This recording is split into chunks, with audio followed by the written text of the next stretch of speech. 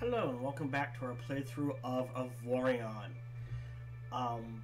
Full disclosure, this is the 6th time I've recorded this particular episode, so even though I'll have the same ship from the previous episode, I will not be in the same place.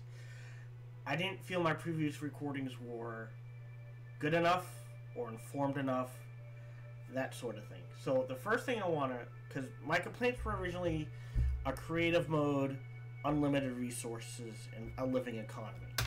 And while I was streaming, a player named Quillinator34 pointed out to me, if you go to Create New and change it from right here, they have a creative mode, on, off. So if you turn creative mode on, doesn't matter the name, it is exactly what it sounds like.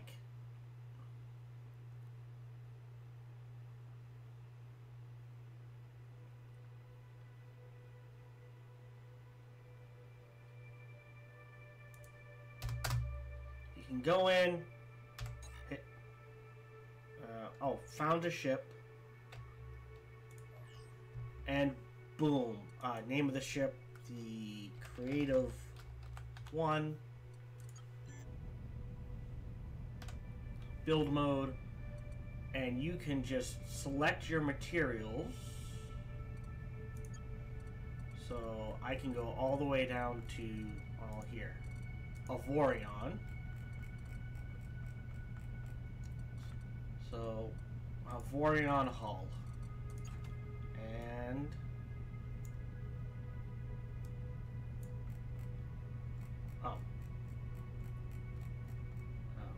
match block, and boom, I can build with unlimited Avorion, unlimited money. And you can build a ship that way, save it, that sort of thing. Now, I'll be honest, it could have been there the entire time and I didn't notice, or I did play through, I think there were 5 patches they went through while we were doing our playthrough. It could have been added in a patch and I didn't notice, so there is a creative mode. So that complaint, our suggestion, is off the table because they have one. And it's a decent one. I'm not going to complain. You can use it as you want, that sort of thing. I'm going to leave the galaxy real quick. We're going to delete that one.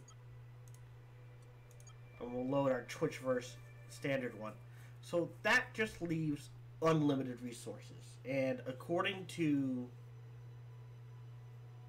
apparently they put out the devs, or dev, I don't know how many devs there are on this, have stated that they're going to do that, and it'll be a slider. So I guess what they'll do is they'll have a checkbox, and you can turn unlimited resources on or off.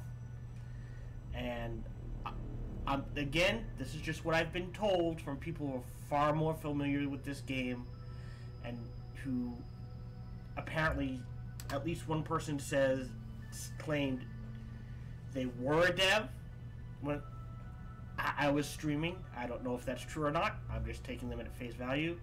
And the idea is that you check it on and you set it. If it's at 100% unlimited resources, then every time you mine an asteroid, another one will pop up with that same resource. If you set it to 10%, then only 10% of the asteroids will come out, or 10% of the wreckage, or something like that. Supposedly, whether they can get it done or not, whether that's true or not, I do not know, but hopefully they do put that in there. Alright, and that just leaves my only final complaint, which is a living economy. And I honestly don't know if they can do this, just because of the amount of resources it would take. I don't know if it's possible for a developer of this size to create a game with a living economy.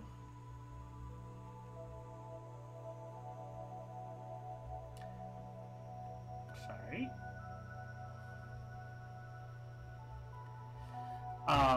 Because I would imagine that's actually probably fairly intensive, but the way a living economy in my mind would work is I mine a bunch of iron.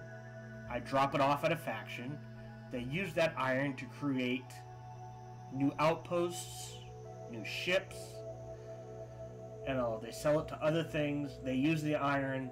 The price fluctuates. Because they've used it, the price slowly goes up. Because they have less of it, I go out, I mine more iron, I come back, it's worth more because they've used it. You know, that sort of thing. And I would like to see that with all the goods and products, if at all possible. Like I said, in a game, I'm gonna hit, is it M? It's been a while since I played. Of this size, remember I've put, according to Steam, I have put 50 hours into it by myself, and this is all I have explored. Oh, it's right click and drag. This little fraction, maybe 1% of the galaxy, max. You know, I still haven't found a way in. I found the barrier. It appears these 4 bricks are the center, and then there's a barrier around the outside. I have not found a way in. I am saving that for the full release. Alright. But that may be too tall of a request on the off chance that dev sees this or develop, you know, by all means though, if you can put it in, even if you put it in after release, I feel that would make the game better. That would be more awesome. And that was it. Otherwise, this is a fun game. If you like games in the vein of Minecraft, or I would say like survival games like Subnautica, you know, that sort of thing, it's that in space. It's got a good building system. Anything else I complain about, I feel would be nitpicky. I mean, the only other thing is I don't know why. Where is it? There are only iron inertia dampeners. I feel there should be those at every level. And they just get better and better at handling.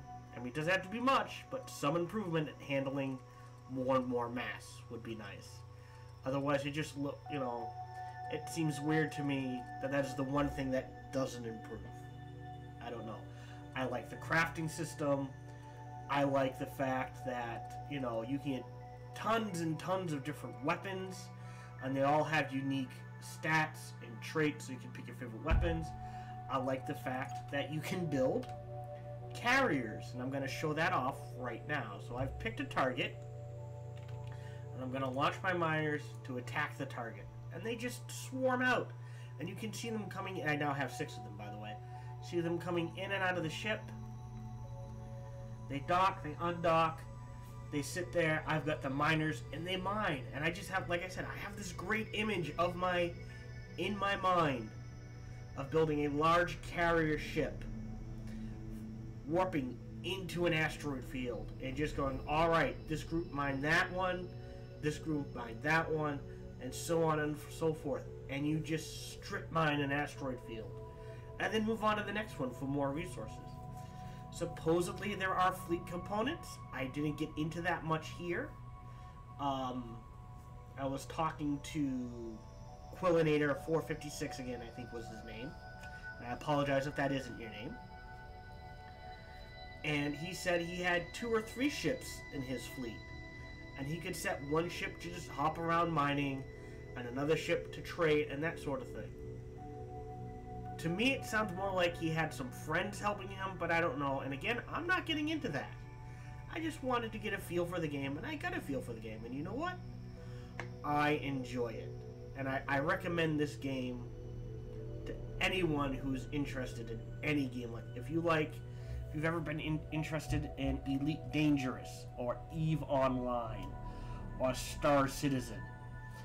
I've tried Elite Dangerous and EVE Online, and the learning curve and grind time. What I mean by grind time, the point at which you go, alright, I'm getting new rewards, I'm gonna keep going. Like, it starts off decent, and then it just hits this spike for both of those games. and it becomes, to me, nearly impossible to play just because the amount of rewards, even little rewards, just, the tiniest rewards to amount of time played gets to be just ridiculous and it not worth it. I've never played Star Citizen. I don't know what that's like, but this feels like right now a very well-paced game, and I hope it stays that way. I like the building aspect. You can build a ship. Like I said, I built a ship. It ain't pretty, but you know what? It's mine. And I built this, and I fly it, and it does well. Alright. Where is that asteroid I was mining? Ah, there it is. The nice thing about the fighters, whether you use them for mining, salvaging, and I've got a combat squad here, or the beginnings of a combat squad, is that they collect everything. So you can see them. They do not waste resources at all. They will collect every bit that comes off. Unlike my large ship, which sometimes doesn't get everything, so they're great for salvaging. And mining, definitely. I don't know about combat, never really got a chance to try it, but I am hopeful, even if all they serve as is a distraction. That is awesome to me. So, and like I said, this game is, let me look it up real quick. Let's see, store page.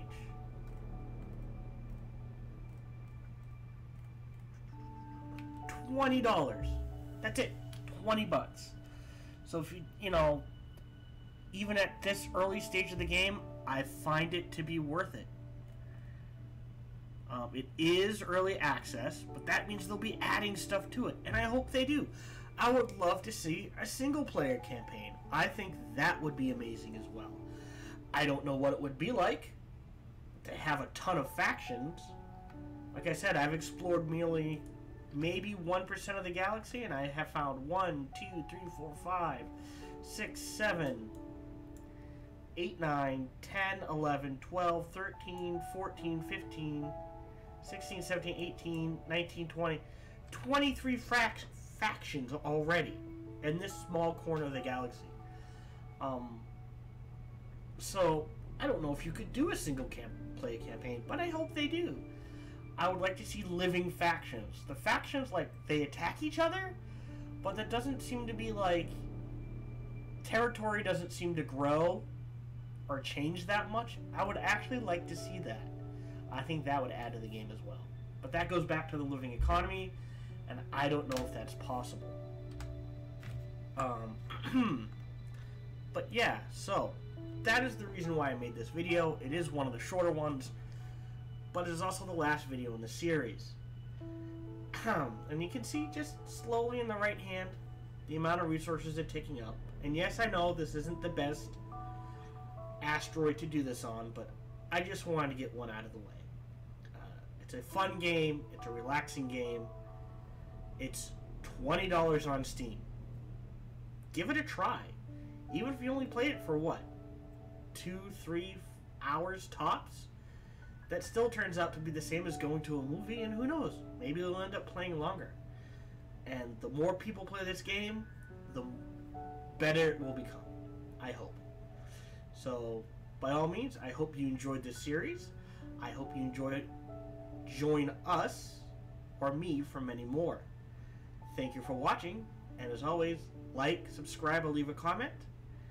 And feel free to catch me out streaming on Twitch anytime, Wednesday through Saturday, 10 a.m.